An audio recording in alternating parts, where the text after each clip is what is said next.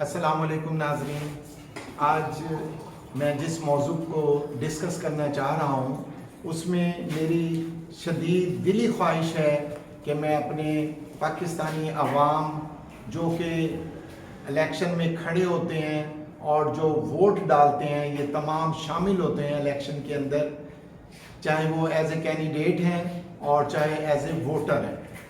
میں چاہ رہا ہوں کہ میں اپنی عوام کو اویئرنیس دوں کہ آپ کی ڈیوٹیز کیا ہیں، آپ کے رائٹس کیا ہیں، آپ کے حقوق کیا ہیں، آپ کے فرائض کیا ہیں۔ ہمارے ہاں 75 سال ہمیں آزاد ہوئے ہو گئے، جتنے بھی الیکشن ہوئے ہمیں ایک ہی چیز دیکھنے کو مل رہی ہے کہ ووٹ لینے جاتے ہیں شہروں کے اندر تو مطالبات میں عوام کو یہ کہتے ہیں کہ ہم آپ کی گلی بنوا دیں گے، ہم آپ کی سڑک بنوا دیں گے، ہم آپ کی سیوریج سیٹ کرا دیں گے۔ اسی طرح جب وہ گاؤں میں جاتے ہیں تو انہیں یہی کہتے ہیں جی ہم آپ کی گلیاں بنوا دیں گے، ہم آپ کی سیوریج، ہم آپ کو گیس پہنچا دیں گے، اور اس طرح کی چھوٹی چھوٹی باتیں جو کہ ایم پی ایم این اے کی ڈیوٹیز نہیں بنتی۔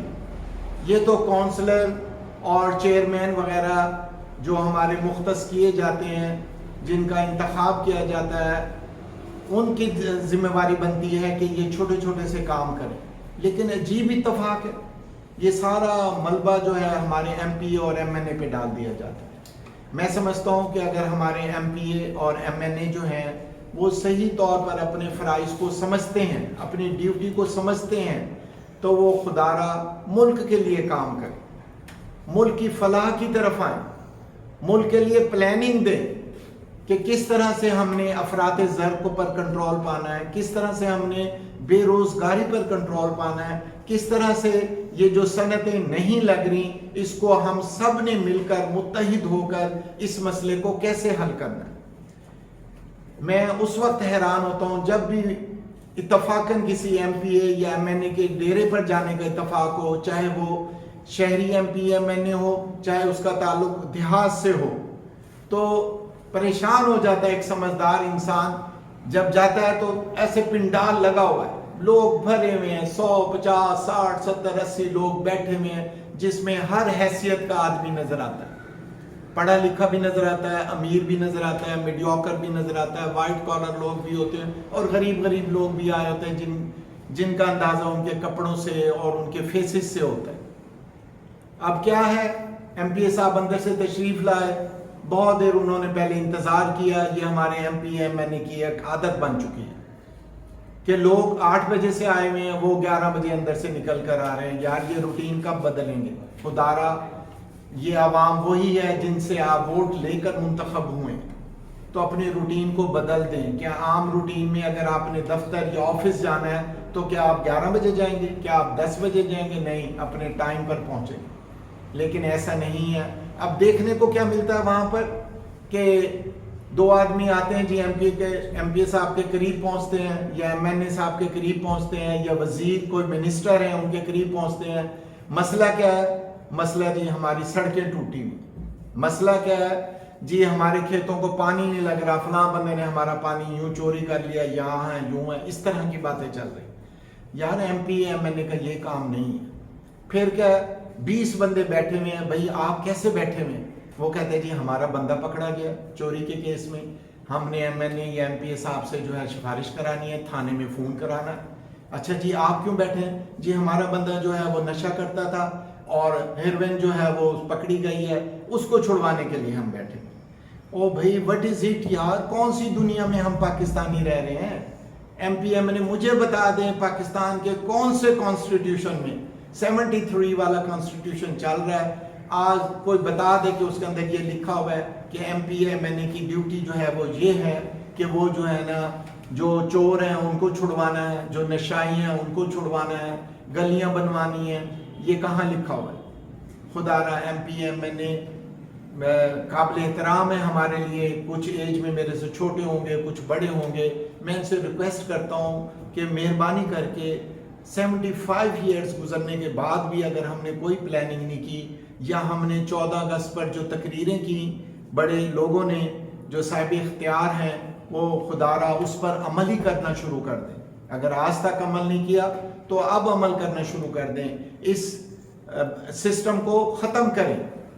آپ اپنی ذمہ داریاں سنبھالیں، ملک کی بہتری کے لیے سوچیں کہ ملک ترقی کیسے کرے گا، کارخانے کیسے لگائے جائیں گے، بے روزگاری کیسے دور کی جائے گی، غربت کو کیسے دور کیا جائے گا، تعلیم کو کیسے پھیلایا جائے گا، اور جو ہماری عوام ہے، ہمارے لوگ ہیں، ان کے لیے تفریح کیسے مہیا کی جائے گی. یہ والے پروجیکٹ آپ لے کر جائیں، اپنے چیف منسٹر صاحب کے پاس لے کر جائیں، اور اپنا پرائم منسٹر صاحب کے پاس لے کر جائیں، یا کوئی اور جو بااختیار لوگ ہیں ان کے پاس یہ مسئلے لے کر جائیں.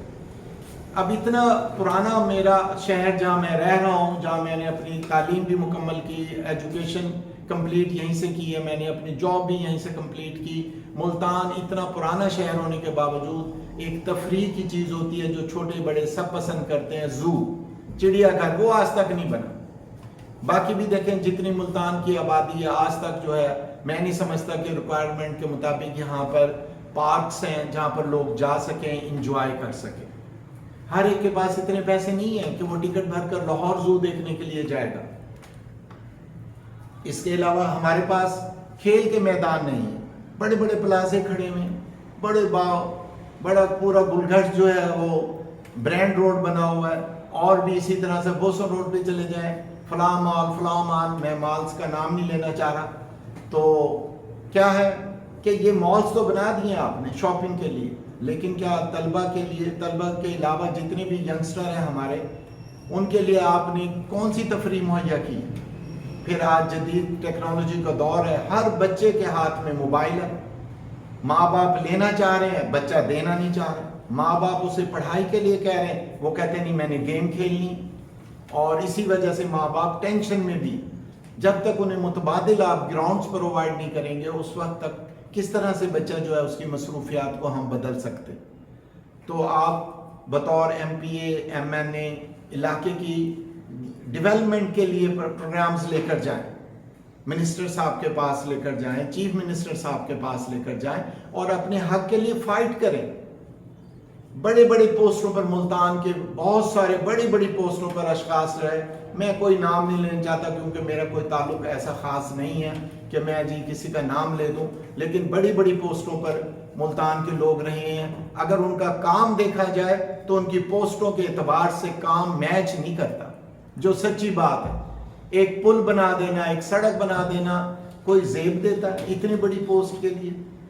اور اس کے علاوہ میں نیکسٹ جو دوسری بات کرنا چاہ رہا ہوں وہ یہ ہے کہ ہم جب الیکشن قریب آتے ہیں تو ہمارے پاس وہ تمام لوگ ارد گرد ہمیں نظر آتے ہیں جو ہمیں 5 سال جب ہم انہیں الیکٹ کر لیتے ہیں تو وہ ہمیں نظر ہی نہیں آتے. جیسے الیکشن قریب ہوئے تو وہ لوگ ہمیں نظر آتے ہیں.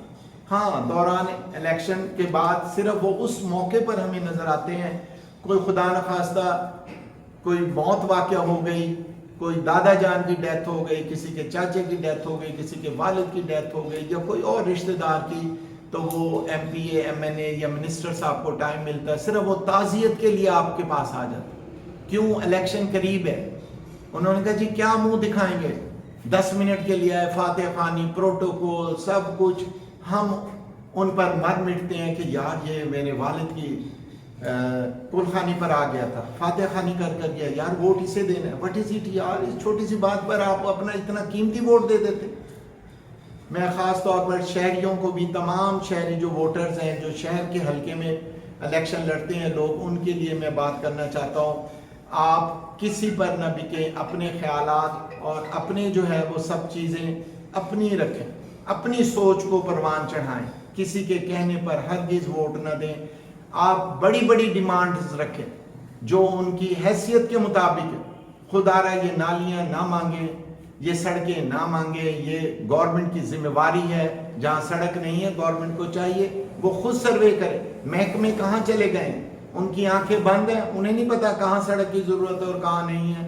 اس کے علاوہ میں خاص طور پہ اپنے جو دیہات میں رہنے والے حلقے ہیں، جو لوگ ہیں وہاں پر، وہاں جو حلقے بنتے ہیں، ان کو میں ایک بات کرنا چاہوں گا کہ برادری سسٹم پر لوگ ایم پی اے، ایم این اے آپ کے پاس آ جاتے ہیں اور برادری سسٹم پر 1-2 بزرگوں کو اپنا مرید بنا کر सारी बरादरी के वोट ले लेते हैं।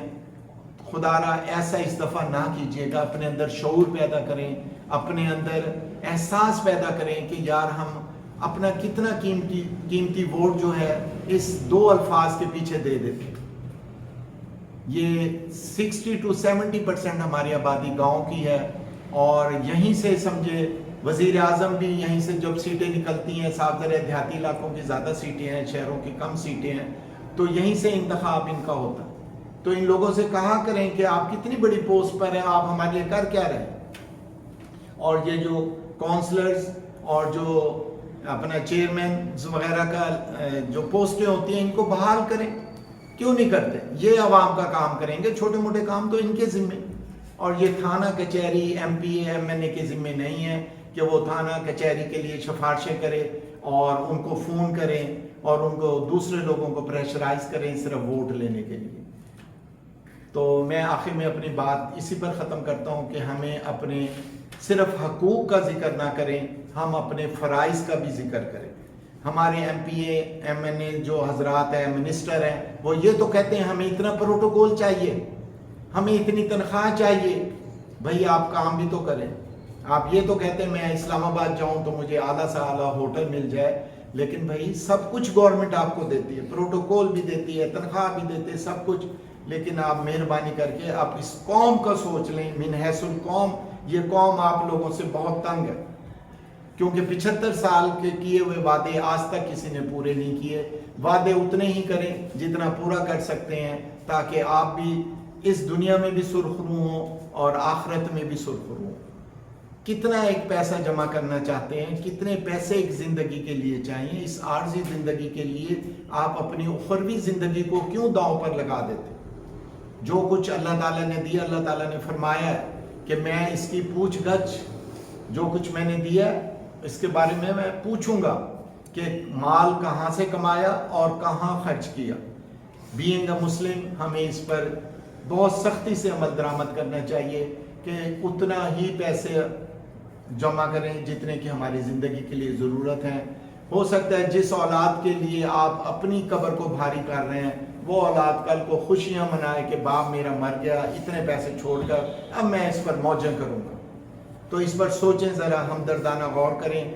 ये सारी कौम जो है ना आपसे बहुत अच्छी तवक्को रखती है कि आने वाले इलेक्शन, ये सिर्फ मैं इसलिए रिकॉर्ड करा रहा हूँ, इलेक्शन करीब है, साल का पता ही नहीं लगना, तकरीबन कमोबेश साल है, कि ताकि आपके अंदर शऊर पैदा हो और आप समझें कि हमारे हकूक़ क्या हैं और हमारे फ़राइज़ क्या हैं। वस्सलाम जी।